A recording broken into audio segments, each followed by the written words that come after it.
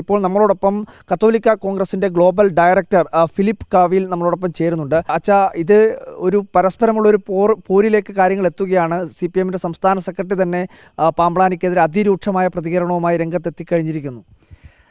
പരസ്പരം ഒരു പോരിൻ്റെ സാഹചര്യമൊന്നുമില്ല. അത് ഗോവിന്ദൻ മാഷ് ഇന്നലെ തളിപ്പറമ്പിൽ വെച്ചാണെന്നാണ് ഞാൻ മനസ്സിലാക്കുന്നത്. മൈക്ക് കണ്ടപ്പോൾ കുറേ ആളുകളെ കണ്ടപ്പോൾ സ്ഥലകാലബോധം നഷ്ടപ്പെട്ട് എന്തൊക്കെയോ പറഞ്ഞു എന്നുള്ളതേ ഉള്ളൂ. ഒരു മാസം മുമ്പ് തന്നെ അദ്ദേഹം പറഞ്ഞ വാക്കുകൾ നിങ്ങൾ മാധ്യമപ്രവർത്തകർക്കറിയാം. ബഹുമാനപ്പെട്ട കേരള മുഖ്യമന്ത്രി തന്നെ അദ്ദേഹത്തെ ശാസിച്ചതാണ്. മൈക്ക് കാണുമ്പോൾ സ്ഥലകാല വിഭ്രമം ഉണ്ടാകരുത്, വായിത്തൊന്ന് കോതയ്ക്ക് പാട്ടെന്ന് പറഞ്ഞ പോലെ പറയരുതെന്നൊക്കെ ശ്രീ പിണറായി വിജയൻ തന്നെയാണ് അദ്ദേഹത്തെ ശാസിച്ചതെന്ന് നമുക്കറിയാം. അദ്ദേഹം എന്തുകൊണ്ടാണ് ഇങ്ങനെ പറഞ്ഞതെന്ന് എനിക്കും അറിഞ്ഞുകൂടാ. അഭിമന്യ പാമ്പ്ളാനി പിതാവ് പറഞ്ഞതിൽ എന്താണ് തെറ്റിരിക്കുന്നത്? അന്നത്തെ സാഹചര്യത്തിൽ പിതാവ് വളരെ കൃത്യമായ നിലപാടുകൾ പറഞ്ഞിട്ടുണ്ട്. ഈ ഉത്തരേന്ത്യയിലെ ബജറംഗ് ദൾ തുടങ്ങിയ തീവ്രവാദ സ്വഭാവമുള്ള സംഘടനകളുടെ പ്രവർത്തനത്തിൽ ബഹുമാനപ്പെട്ട സിസ്റ്റേഴ്സിനുണ്ടായ ദുരനുഭവത്തിൻ്റെ പശ്ചാത്തലത്തിൽ അഭിമന്യ പിതാവ് തന്നെ വളരെ നിശിതമായിട്ട് അവരെ വിമർശിച്ചതാണ്.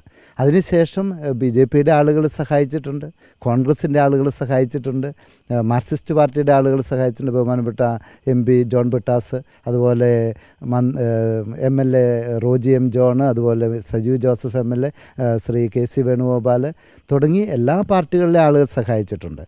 പ്രത്യേകിച്ച് BJP-യിൽ നിന്ന് രാജീവ് ചന്ദ്രശേഖർ അവറുകൾ, അതുപോലെ അനൂപ് ആൻ്റണി തുടങ്ങിയവർ, അതുപോലെ ഷോൺ ജോർജ്, അവരൊക്കെ സഹായിച്ചിട്ടുണ്ട്.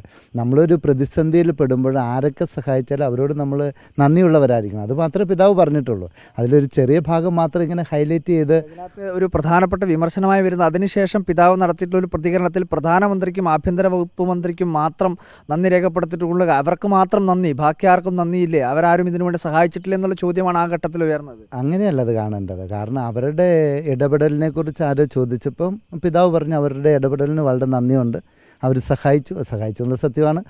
അതിലെന്താണ് തെറ്റാ? MP ഗോവിന്ദൻ്റെ ഒരു പ്രസ്താവന അനുചിതമായ ഒരു പ്രസ്താവനയായി. അദ്ദേഹത്തിൻ്റെ പ്രസ്താവന ഈ ഒരു CPM പോലെയുള്ളൊരു പാർട്ടിയുടെ സംസ്ഥാന സെക്രട്ടറിക്ക് ചേർന്നതല്ല എന്ന് ഇവിടുത്തെ കേരളീയ പൊതുജനം വിലയിരുത്തുമെന്നാണ് എനിക്ക് തോന്നുന്നത്.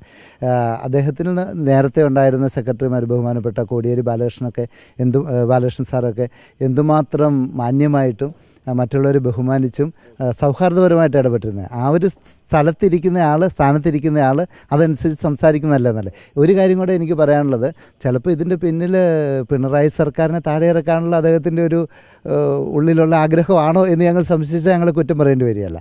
ഒരു മൂന്നാം പിണറായി സർക്കാർ വേണ്ട എന്ന് അവർ തന്നെ തീരുമാനിച്ചു കഴിഞ്ഞാൽ അതിൻ്റെ പരിണിത ഫലങ്ങൾ നമ്മൾ കണ്ടറിയണം. എന്തായാലും രൂക്ഷമായ ഭാഷയിൽ തന്നെയാണ് പ്രതികരണം നടത്തിയിരിക്കുന്നത്. തലശ്ശേരി അതിരൂപത അതേ രീതിയിൽ തന്നെ MP ഗോവിന്ദന് മറുപടി നൽകുകയാണ്.